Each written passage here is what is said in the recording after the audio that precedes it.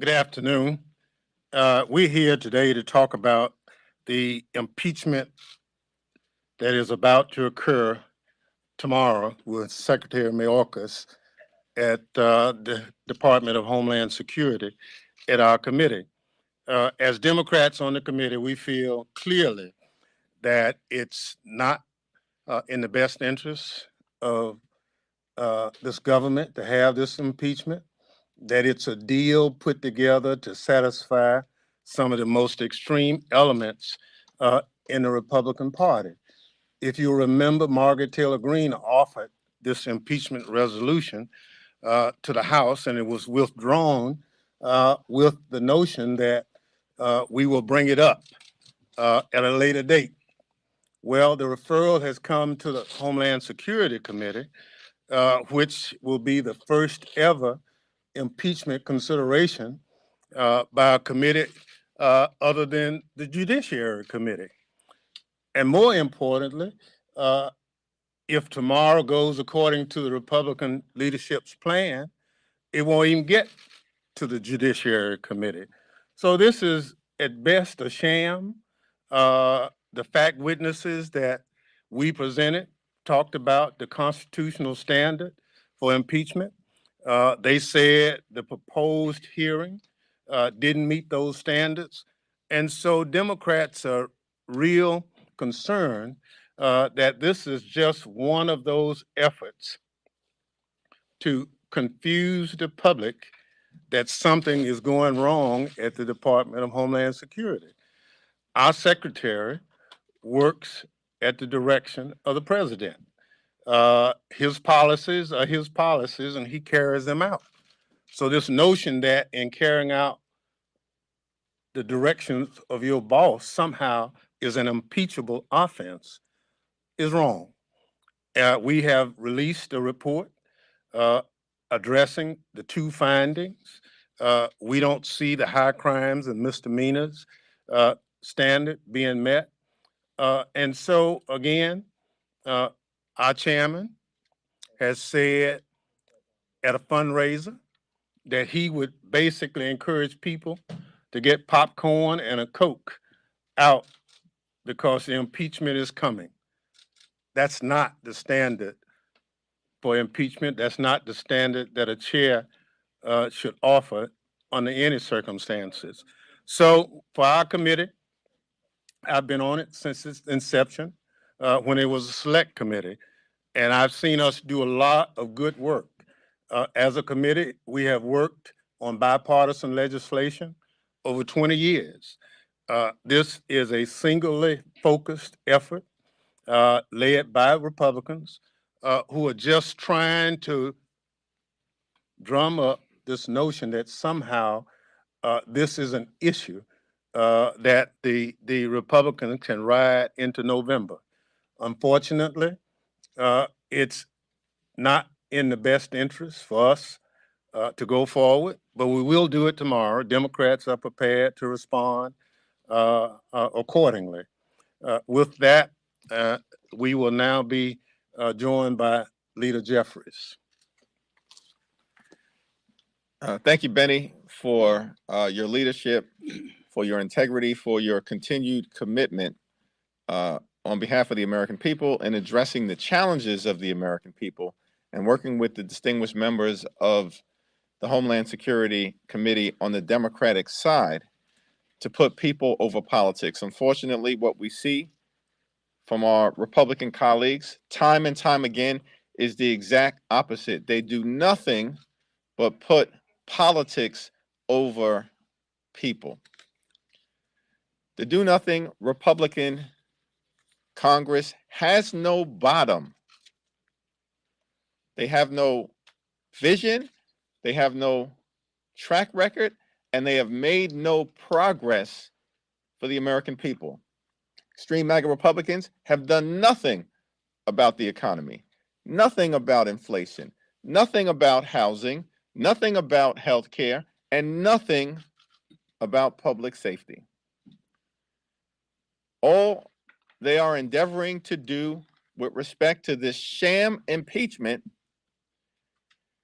is to run away from their do-nothing extreme record and try to distract the American people with this political stunt. House Republicans have produced no evidence that Secretary Mayorkas has committed an impeachable offense. House Republicans have produced no evidence that Secretary Mayorkas has violated the Constitution. House Republicans have produced no evidence that Secretary Mayorkas has broken the law. This is a political stunt and a hit job ordered by two people, Donald Trump and Marjorie Taylor Greene. The House Republicans have clearly turned their ever-shrinking majority over to the extremists. And this sham impeachment of Secretary Mayorkas is just another sad example. From the very beginning of this Congress, House Democrats have made clear that we will work with our Republican colleagues on any issue, whenever and wherever possible, to solve problems for the American people. We are ready, willing, and able to work in a bipartisan way to address the challenges that exist at the border. But the extreme MAGA Republicans have been directed by Donald Trump not to work together to address the challenges at the border, and instead to distract the American people, and that's why they're wasting time and the treasure of the American people this week with this fraudulent impeachment. We're going to push back aggressively against it, and we're going to continue to expose this do-nothing Republican Congress.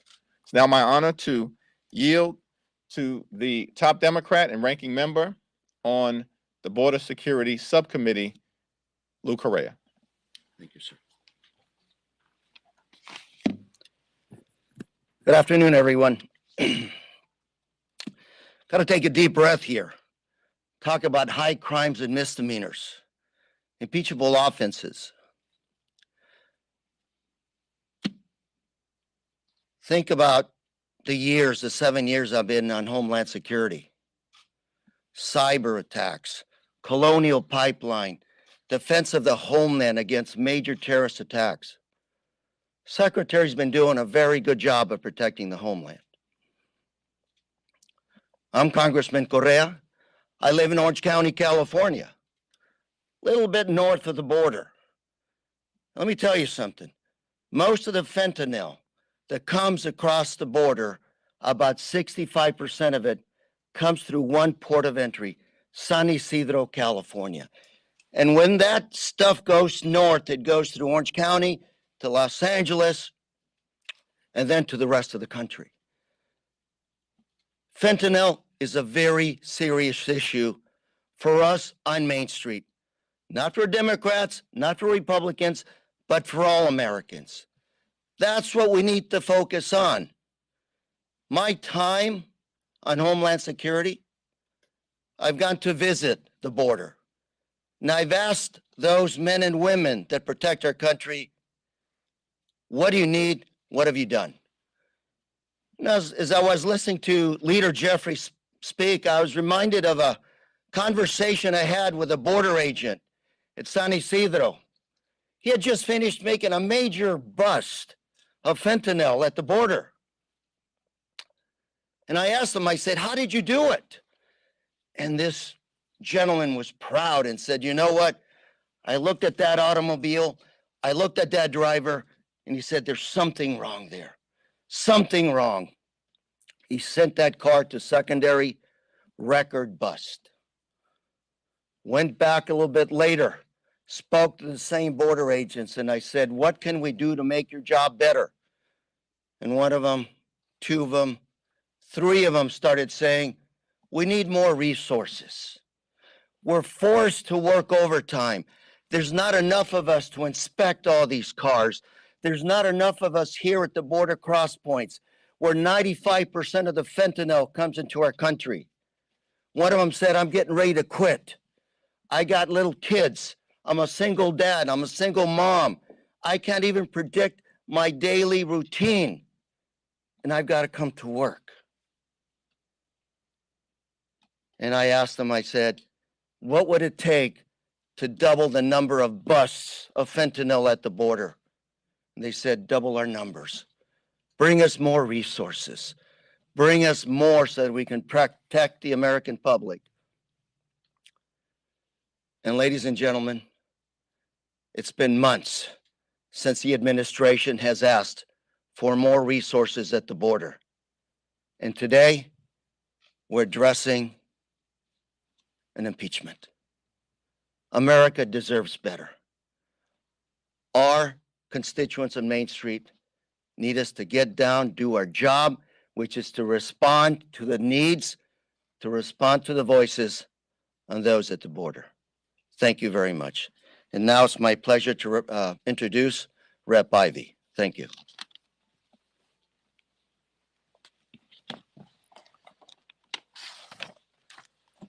Thank you. Tomorrow, the House Republicans' scorn for the United States Constitution will be on full display. They know that the standard for impeachment, bribery, treason, high crimes, and misdemeanors, is a high one. They know that no secretary has been impeached, or even close to it, in over 150 years. They know that none of the witnesses they presented during their hearings who had any kind of expert, in fact, none of them had any expertise with respect to impeachment, but none of them said that anything that Secretary Mayorkas had done had risen to that high standard. So, you know, it's a sad day that we're going to have to go through this process tomorrow. But, you know, at the same time, the Democrats are going to fight back. We're going to push back hard to make sure that they don't get away with this. We're going to make sure that it's clear on the record for history, because this is a historic moment. It's a sad historic moment, but it's a clear one.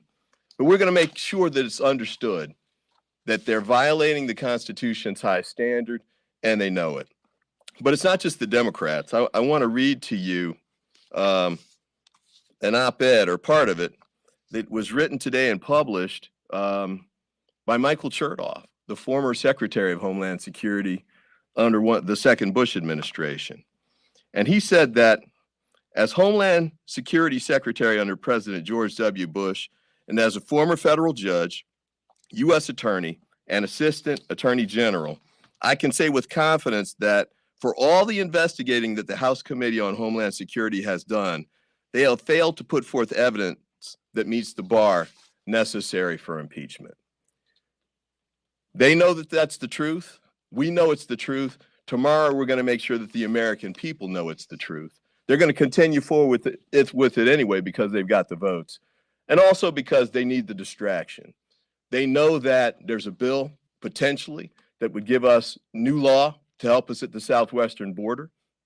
President Trump and many of the House Republicans are fighting to oppose that because they think it would give President Biden some benefit at the elections, at the polling places. But the bottom line is it would actually give a benefit to the American people. The sad moment, in addition to the impeachment piece, is they don't even want to allow legislation to go through that could help us fight the challenges at the border that they've been railing about for more than a year.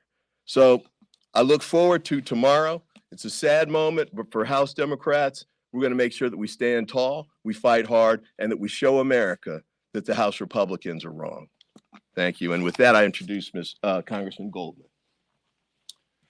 Thank you, Mr. Ivey. I have some familiarity with impeachment, and I can tell you that this impeachment is an absolute abomination. If the impeachment clause could talk, it would beg for the Republicans to stop shaming its name. There is no treason, there is no bribery, there is no high crime and misdemeanor. You have two completely made up accusations in a litany of articles of impeachment that simply recite policy disputes because the Republicans do not like how President Biden and Secretary Mayorkas have tried to address the issues at the border. And do you know how much they haven't liked it?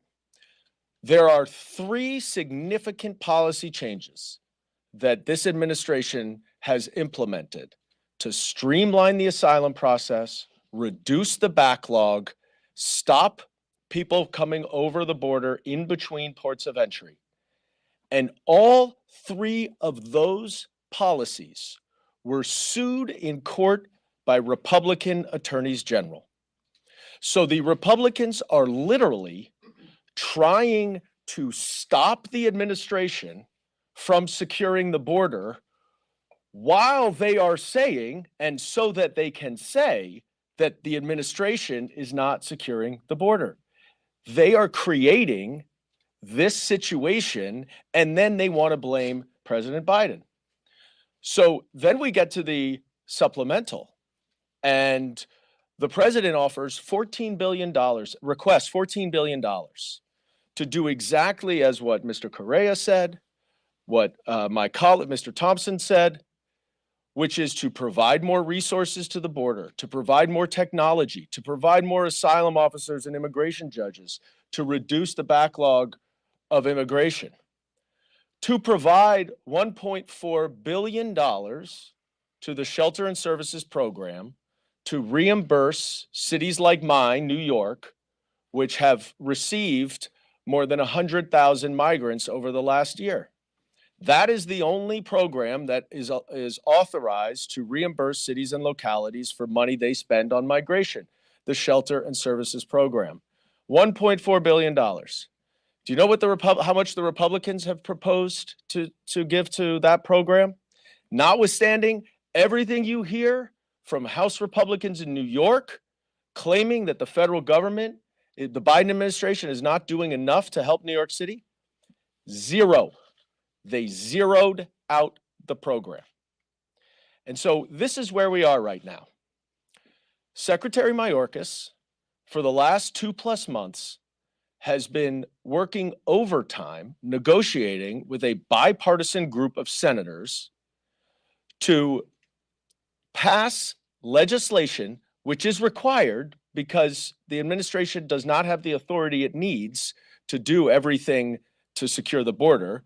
We need legislation. And Secretary Mayorkas has been working with Republicans and Democrats in the Senate to come forward with a border policy solution. We're now nearing the end of it, reportedly. No one has seen the bill text. But what is very clear is that the Secretary Mayorkas and President Biden have agreed to concessions that Republicans have never gotten before and will never get again, because the administration wants to actually solve the problems at the border. So you'd think the Republicans would jump at the best deal that they've ever gotten. No. Donald Trump, Speaker Mike Johnson are trying to submarine and sabotage this bill, saying it is dead on arrival in the House before they've read the text of it. Why? Because Donald Trump wants to run on the crisis at the border. That is all. They want to use the border as a political cudgel. They do not want to solve the problems at the border. And you don't have to take my word for it. You can just listen to Donald Trump himself, who has repeatedly said it. And so what the House Republicans are doing at the direction of Donald Trump, instead of going over to the Senate and working on those negotiations to pass bipartisan legislation, no, they are impeaching the secretary for failing to secure the border while he is negotiating legislation to secure the border. If that is not irony, I don't know what is. This is a political stunt. It is a sham impeachment designed to give Donald Trump a talking point. The Republicans do not want to solve problems. They want to create chaos because, as Leader Jeffries says, they consistently put politics over people. And we are here to tell everyone in America that we want to address the solutions at the border because we want to secure our homeland and we want to do the work that the American people sent us here to do. Thank you. Thank you very much. There's a term in the South that says, "Don't confuse me with facts. My mind's made up." Republicans have done just that on the committee. They have not taken a single fact witness in the two hearings we had. The only fact witnesses presented were Democrats. And they all said that what you are charging Secretary Mayorkas with does not rise to the level of impeachment. But you know, when you're in charge, you can do anything you want to, whether it's right or wrong. So Democrats are prepared to address the impeachment effort tomorrow with facts. We think history is on our side. We're convinced that at the end of the day, the public will see at the end of the hearing exactly what you see taking place. An absolute charade in the name of an impeachment process. So with that, we'll throw the floor open to any questions you might have. Yes, sir. Thanks, sir. I was wondering what your counter argument is to Republicans saying that what they're going through right now in the committee is the will of the House because of the November 13th vote on the motion to refer, and therefore that vote makes it the will of the House. Well, we all know that that referral was based on the resolution offered by Congresswoman Green. It's to pacify her. In all probability, if you make a referral, you should go to judiciary. But it came to Homeland. Obviously, we're there, and obviously we're prepared to address it. But again, it's unusual. It speaks of a deal being made, and obviously, I believe the Republican leadership wasn't prepared to address it at the time. I'll let Leader Jeffries, if he want to respond to it. Was the once and future chairman, Benny Thompson, said that's just a sham excuse, because the only alternative to that motion to refer would have been taking up the articles of impeachment immediately without any committee hearing, any witnesses, any analysis, any testimony. And that was even a bridge too far for this extreme group of people. So they just referred it, of course, to the Homeland Security Committee. But again, as many of my colleagues indicated, impeachment has a high constitutional bar, and the House Republicans have come nowhere close to meeting it. Yes. Thank you, Mr. Can you just, and maybe for the fellow attorneys on the, or other attorneys on the group, can you just explain a little bit your argument against the Republican argument that a willful disregard or neglect of the law on behalf of Secretary Mayorkas, they say that is impeachable, and why you say that that does not rise? And then their second article being, his truthfulness. I'll let the lawyers handle And I it. just also had a second question, if I could throw it out there, maybe for the leader, about the president's comments over the weekend that he would shut down the border. I'd like to know what Democrats are thinking about that as well. Thank you. I'll take the first question. If you could prove that Secretary Mayorkas was knowingly, willfully, and intentionally allowing fentanyl into this country, violating the laws in order to allow people to stream over the southern border, you might get to whatever this notion of willful neglect is that they've come up with. But even then, that has never been used and never been determined as a high crime and misdemeanor. So, of course, you can't prove that. He's taken innumerable actions. He has come to the Congress asking for more resources to stop the 500,000 American-made guns from going from the United States over the southern border into the drug cartel's hands so that they can control human trafficking and fentanyl at the border. There is a bill I introduced to address that. The Republicans will not co-sponsor it, much less address it. He has taken numerous actions. The Republicans just don't like what he has done. But elections have consequences. Too bad. And if the Republicans are gonna open the door to impeach a secretary because they don't like how that secretary is doing his job, well, what happens if there's another child separation policy? What happens if another president pulls out of the Paris Climate Agreement over the will of Congress? There are a slippery slope of any number of different disagreements that would then rise to the level of impeachment.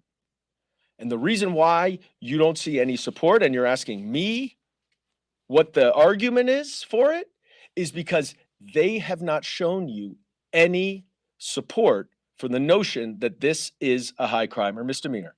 I've not seen any legal analysis. I've not seen any historical precedent. Nothing. It's not going through the Judiciary Committee because that committee requires due process for impeachment. There's been no due process here. This is a rushed sham impeachment that is purely being done for political purposes, but it will have a really, really detrimental impact on this institution. Just to follow up on that, and not to get too much in the weeds, but you asked for it, basically. If you go through the articles of impeachment, it actually quotes a case, United States v. Texas, and Alito's dissent in that case. If you look at the majority of, well, first of all, it's a bad idea to have to quote the dissent, especially in an 8-1 decision where all of the Trump appointees are on the other side of it. And one of the Trump appointees, Justice Kavanaugh, wrote that prosecutorial discretion, which is the actual term for this, it's not willful neglect of the law. It's based on the fact that prosecutors can't prosecute every case every time, and that the Constitution gives the executive very broad discretion to make those decisions. And it's especially true in the immigration area. And as Justice Kavanaugh pointed out, it's especially true in this particular issue because the last 5 presidents over the past 27 years have had to make the same kind of decisions. Some you prosecute, some you don't. Ironically, this group, the House Republicans, have tried to take the articles of impeachment and invert that around and say what is prosecutorial discretion is impeachable, which is outrageous because prosecutorial discretion, not just in this instance, but for prosecutors across the country, they use that all the time. And the Supreme Court's been saying for more than 6 decades and beyond, that's protected. So and that's their lead argument, by the way. That's their best argument as to why he should be impeached. It's totally rejected 8-1 by the Supreme Court, by the history of the Constitution, and by all of the witnesses that testified. And might I add, some of our members on the Republican side over the last week have said we should ignore the rulings of the Supreme Court. So that's just how far we've come in this country, that when our Supreme Court makes a ruling, sometimes you agree, sometimes you don't. But I know of very few people who would say, ignore the court and just do what you want to. And so that's where we are in this debate. Yes. Can I just follow up on her second question about the president's comments over the weekend, maybe for the leader or the ranking member as well, but he said that he's open to shutting down the border. The proposal that has come out, part of the deal that some of the negotiators have said would stop crossings after 5,000 illegals crossed. What are Democrats comfortable with that? Well, to address the 2 parts of the previous question and then the second part of that previous question, which is also your question. One, extreme MAGA Republicans are taking an alleged policy dispute and using that to justify a partisan political stunt in trying to impeach Secretary Mayorkas. No reasonable person in the United States of America believes that Secretary Mayorkas is flouting the law and intentionally allowing people to stream into this country and or traffic fentanyl. No reasonable person in the United States of America believes that. This is a ridiculous effort at the direction of Donald Trump and Marjorie Taylor Greene. Period. Full stop. President Biden has been working hard to negotiate a bipartisan agreement in the Senate to try to fix our broken immigration system. And he recognizes that it should be done in a comprehensive, bipartisan manner. When the details of any agreement reached in the Senate are released in legislative form such that House Democrats can evaluate it, then we'll have a perspective to share after we have a family conversation with each other. However, the one thing that is clear is that President Biden is determined to work in a bipartisan manner to solve the challenges at the border, and the extreme MAGA Republicans clearly are not. One more question. Let me just, good question. I'm looking forward to seeing the text of the proposal that's being hammered out right now to see where I stand personally. But we're here in an impeachment situation, asking impeachment. We're focused on the border, but that's not the right focus, okay? I've been going to Latin America over the last 12 months. Refugees, asylum seekers. Colombia has about 3 million refugees. Costa Rica is bursting at the seam. Mexico, you've got 20,000 Chinese that are trying to make their way through the Americas to the US because of the failing China economy. And now we're focused on the border. No, we're actually focused on an impeachment, which is not addressing the bigger issues around the world. And I would just ask my colleagues behind me, across the aisle, in the Senate, the president, focus on the true solutions we need, okay? Focus on what's going on around the world, because what you see south of the border are many economies, many countries that are essentially failed economies, failed nations. And we've got to focus on that if we're going to stabilize the world economic situation. Secure the country, secure our nation, stop the fentanyl, but let's look at the big picture too. Thank you. Yes, sir. Sir, do you believe that a president can shut down the border? Well, at some point, he can affect a process that would slow the shutdown. I think people come to this country because they're seeking a better way. They're running from dangerous situations, seeking asylum. I think we have to keep that process in place. I think that the reference to shutting it down is create a lawful pathway for people to follow. And I look forward to whatever comes out of the Senate agreement and look toward working with the president on that. Thank you all very much.